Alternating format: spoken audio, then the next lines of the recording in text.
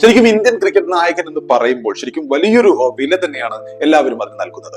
ഒരു പ്രധാനമന്ത്രിയോ അല്ലെങ്കിൽ ഒരു രാഷ്ട്രപതിയെയോ മന്ത്രിയെയോ ഒക്കെ കാണുന്നത് പോലുള്ള ഒരു ലാളനയോ അല്ലെങ്കിൽ അങ്ങനെ ഒരു പ്രിവിലേജ് ആണ് പലപ്പോഴും ഇന്ത്യൻ ക്രിക്കറ്റ് ക്യാപ്റ്റന് ലഭിക്കാറുള്ളത്. വിരാട് കോഹ്ലിക്കും രോഹിത് ശർമ്മയ്ക്കും കിട്ടിയ ഫാൻ ബേസ് നമുക്കറിയാം. അതിനു മുമ്പ് മഹേന്ദ്ര സിംഗ് ധോണിക്കും സൗരവ് ഗാംഗുലിക്കും ഒക്കെ കിട്ടിയ ഫാൻ ബേസ് നമുക്കറിയാം. അപ്പോൾ ഫാൻ ബേസ് നോക്കുമ്പോൾ ഇന്ത്യയുടെ ടെസ്റ്റ് നായകൻ എന്ന് പറയുമ്പോൾ അത് ഇന്ത്യയിൽ തന്നെ കിട്ടാവുന്നതിൽ വെച്ച് ഏറ്റവും വലിയ ഒരു പദവി കൂടിയാണ്.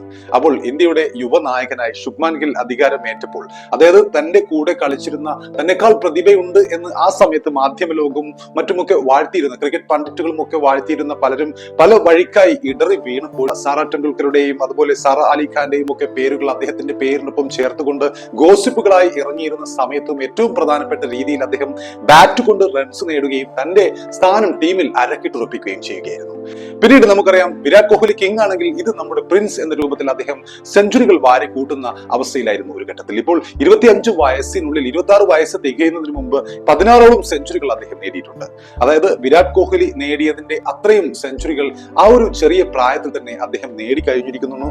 അതുപോലെ തന്നെ അദ്ദേഹം ഇന്ത്യൻ ടീമിന്റെ ക്യാപ്റ്റനായി ഈ 26 വയസ്സിനുള്ളിൽ തന്നെ അദ്ദേഹം ക്യാപ്റ്റനായി അധികാരമേൽക്കുകയും ചെയ്തിരിക്കുകയാണ്. ഇന്ത്യയുടെ ടെസ്റ്റ് ടീമിന്റെ നായകനായി രോഹിത് ശർമ്മയ്ക്ക് ശേഷം അധികാരമേറ്റിരിക്കുകയാണ്.